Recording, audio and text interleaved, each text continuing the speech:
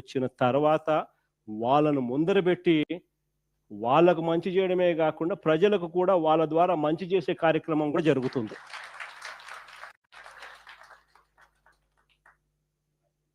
ఇది చెయ్యి చాచిన కార్యక్రమం.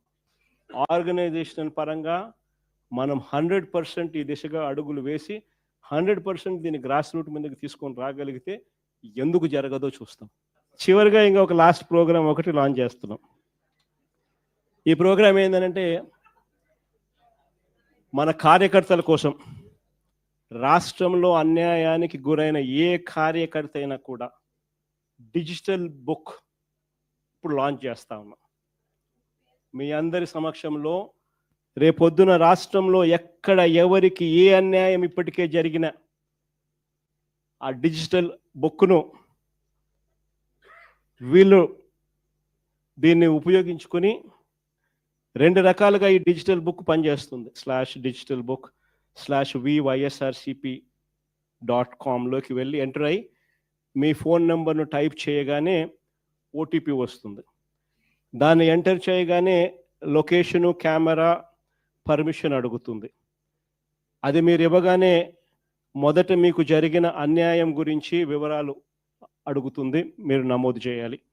ఆ తర్వాత మీ దగ్గర ఏమైనా ఈ అన్యాయానికి సంబంధించిన ఫోటోగ్రాఫ్స్, ఆధారాలు ఇంకా ఏదైనా అప్లోడ్ చేసే కార్యక్రమాలు కూడా చేయాలి. ఆ తర్వాత అది ఆటోమేటిక్లీ ఆ డిజిటల్ బుక్లో స్టోర్ అయిపోతుంది. ఇది ఒక రకమైన పద్ధతి. రెండో పద్ధతి IVRS విధానం కూడా ఉంది. అంటే ఒక టెలిఫోన్ నెంబర్ 04049171718. ఈ ఫోన్ నెంబర్కు మీరు ఫోన్ చేస్తే వైఎస్ఆర్సిపి అన్యాయానికి గురైన కార్యకర్తల కోసం డిజిటల్ బుక్లో ఫిర్యాదు చేయొచ్చు. ఫోన్ చేసిన వెంటనే బీప్ సౌండ్ వస్తుంది. వెంటనే ఫిర్యాదు చేయాలనుకున్న వాళ్ళు తమకు జరిగిన అన్యాయము, తాము ఏ నియోజకవర్గం నుంచి చేస్తున్నారో చెప్పాలి. ఆ తర్వాత ఎవరి మీద కంప్లైంట్ చేస్తున్నారో, జరిగిన అన్యాయం ఏమిటో, ఆ వివరాలు ఏమిటో కూడా చెప్పాలి.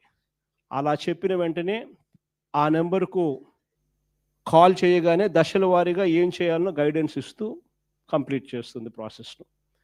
ఇది అన్యాయానికి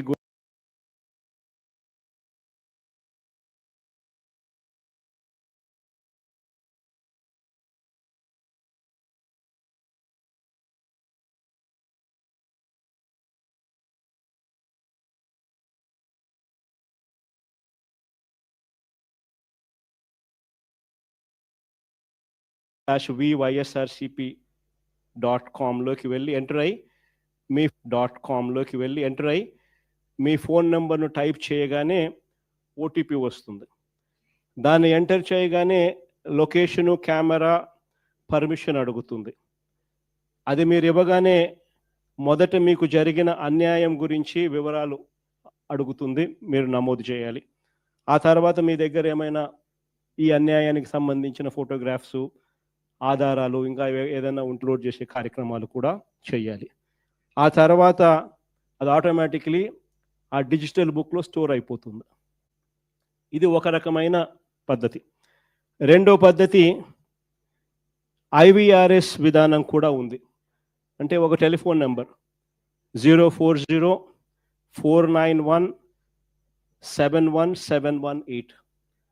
ఈ ఫోన్ నెంబర్కు మీరు ఫోన్ చేస్తే వైఎస్ఆర్సిపి అన్యాయానికి గురైన కార్యకర్తల కోసం డిజిటల్ బుక్లో ఫిర్యాదు చేయొచ్చు.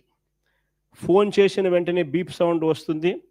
వెంటనే ఫిర్యాదు చేయాలనుకున్న వాళ్ళు తమకు జరిగిన అన్యాయము, తాము ఏ నియోజకవర్గం నుంచి చేస్తున్నారో చెప్పాలి. ఆ తర్వాత ఎవరి మీద కంప్లైంట్ చేస్తున్నారో, జరిగిన అన్యాయం ఏమిటో, ఆ వివరాలు ఏమిటో కూడా చెప్పాలి. అలా చెప్పిన వెంటనే ఆ నెంబర్కు కాల్ చేయగానే దశల వారీగా ఏం చేయాలనో గైడెన్స్ ఇస్తూ కంప్లీట్ చేస్తుంది ప్రాసెస్ను. ఇది అన్యాయానికి గురైన ప్రతి కార్యకర్తకు ఇది ఒక శ్రీరామ రక్ష.